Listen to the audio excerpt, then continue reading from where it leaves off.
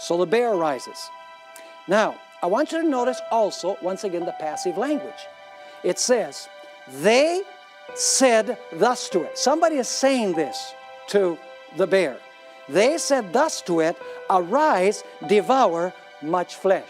So somebody is speaking to the bear and telling the bear to arise and devour much flesh. Is somebody orchestrating this event from behind the scenes? Absolutely. Now you say, what does this bear represent? Well, in Daniel chapter 7, you don't have a full explanation. Because in Daniel chapter 7, it doesn't tell you why the bear was higher on one side than on the other. You don't have any explanation in Daniel chapter 7. That's why God gave Daniel chapter 8, which is the key to unlock many details in the prophecy of Daniel chapter 7. You see, in Daniel chapter 8, we have a ram. And we don't have time to read the verses, but you have a ram. And the ram has two horns. And one horn is higher than the other. And the highest horn came up last. Are you catching the picture? So you have in Daniel chapter 7, you have a bear who's higher on one side than on the other.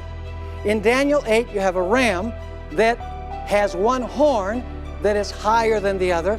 And the highest horn comes up last. If you look at the dynasty of the Medes and Persians, which is the next kingdom that arises to power, because in Daniel 8 it clearly says what the ram represents. In verse 20 it says that the ram with the two horns represents the kingdom of Medes and Persians. So we know that the second kingdom is what? The Medes and Persians. Now, why was one horn taller than the other and the large horn came out last? Here's the reason. If you look at history, you'll find that the first three kings of the Medo-Persian Empire were Medes. And every single king after that, more than a dozen kings after that, were all Persians. So in other words, one of the kingdoms was more powerful than the other, and the more powerful of the two came up what? Came up last. Exactly the way the prophecy says. We know that the second kingdom is Medo-Persia. We don't have to guess because Daniel 8 verse 20 tells us the ram, which has one horn higher than the other, represents the kingdom of the Medes and the Persians. Now, what do the three ribs in the mouth of the bear represent? If you go to history, you find out that Medo-Persia had to conquer three of the provinces of Babylon in order to ascend to power. It conquered Lydia, which is ancient Turkey, in 547 BC. It conquered Babylon in the year 539 BC.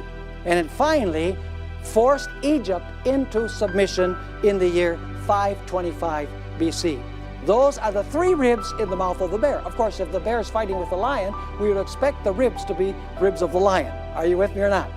And so the second power is the power of the Medes and Persians.